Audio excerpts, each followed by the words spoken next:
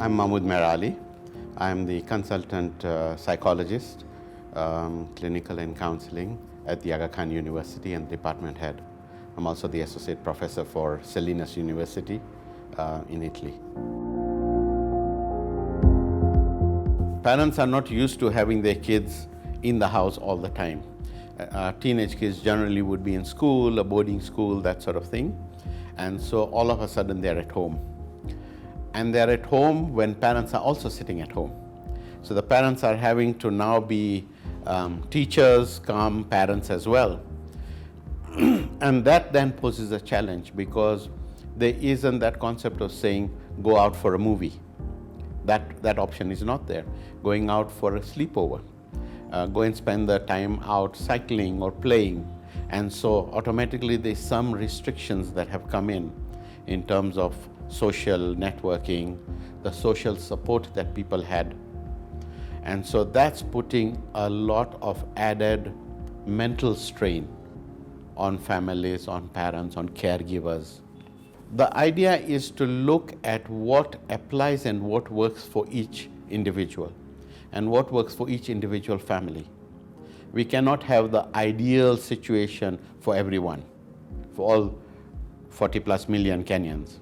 It has to be, each one will look at their situation and say, what do we need to do? What can we do and what can't we do? What are our limitations? What are our opportunities? People living in a confined area can make some changes in terms of inner hygiene within the home. Maybe not sleep separately in terms of different rooms, because that might not be an option. But take other general care principles that apply to them and make that work. You know, children are the easiest to deal with.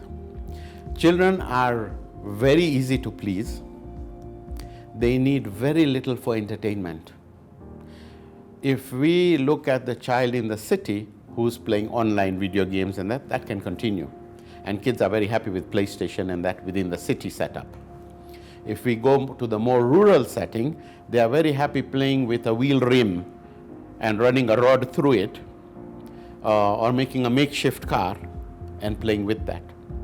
So they are very, very easy to deal with in that. It's easier to find entertainment for children that's not necessarily external or outside or outdoors. It's very easy to find entertainment for children that is simple and cheap. Board games. And so it almost feels like there's a need to go back to the 70s and the 80s and find the old Ludo board and Monopoly and those games that were played in card games and have that at home. It's parents more who have to adjust to it than the teens. And I'll tell you why.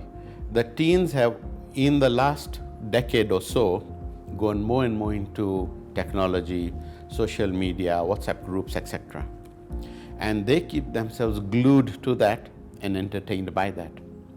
That has always been a difficult period of adjustment for the parents, whereby a simple thing, they are studying, how can they listen to music together? For teens, that is norm. And so it's the parents who now need to adjust to seeing their child who has been doing it, but from school and outside and not under the eye of the parents all the time. They have been on social media and they have their WhatsApp groups and they have their support network within that, Facebook, etc. The parents now need to adjust to say, let them be a little bit. Of course, there is moderation. Excess of anything is not healthy.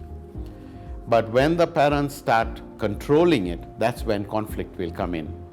And teens today are not, a 13-year-old is literally a 17 or an 18-year-old in their head, in development, in mental faculties, etc. And so parents need to look at the teen almost with adulthood eyes. That will help them to cope.